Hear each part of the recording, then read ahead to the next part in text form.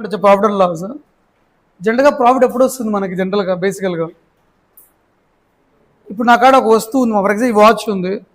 ఈ వాచ్ నేను కొన్న ప్రైస్ వచ్చేసి 10 రూపీస్ అనుకుందాం ఇప్పుడు I'm selling this price to 15 rupees so no doubt is a profit 10 rupees కొన్నాను 15కి అమ్మాను సో పర్చేజ్ని కాస్ట్ ప్రైస్ అంటారు సేల్స్ని సెల్లింగ్ ప్రైస్ అంటారు ఇదే మెయిన్ కాన్సెప్ట్ ప్రాఫిట్ అండ్ లాస్కి సో ఏదైనా సరే మనం ప్రాఫిట్ ఆ లాస్ అని ఎలా డిసైడ్ చేస్తామంటే కాస్ట్ ప్రైస్ బేస్ చేసుకొని డిసైడ్ చేస్తాం మనం ఎంత కొన్నామో ఆ కాస్ట్ బేస్ తీసుకుంటే ఎంతకు అమ్ముతున్నామో ఎక్కువ అమ్ముతున్నామా తక్కువ అమ్ముతున్నాము ఎక్కువ అమ్మితే ప్రాఫిట్ వస్తుంది తక్కువ అమ్మితే లాస్ వస్తుంది any doubts that is profit and loss ఓబయ్యా ఈ కాన్సెప్ట్స్లో మనకు బేసిక్ మోడల్ ఏం తెలుసా ప్రైస్ మోడల్ అంటారు ప్రైస్ మోడల్ ఎగ్జాంపుల్ ఒక హౌస్ ఉంది ఈ హౌస్ నేను 1 lakh కొన్నా ఇదే హౌస్ సమ్ పీరియడ్ తర్వాత I sale it for 1,50,000 what is the profit 50,000 is the profit దీంట్లో 2 మోడల్స్ ఉన్నాయి ఒకటి ప్రైస్ మోడలా పర్సంటేజ్ మోడలా ప్రైస్ మోడల్ అంటే ఏమీ లేదు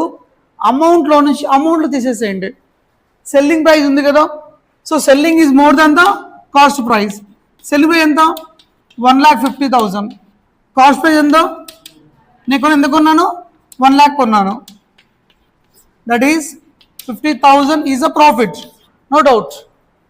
ఇది బేసిక్ ప్రైస్ మోడల్ అంటారు దీన్ని ఇదే ప్రైస్ పర్సెంటేజ్ చూపించబడి పర్సంటేజెస్లో ఏం లేదు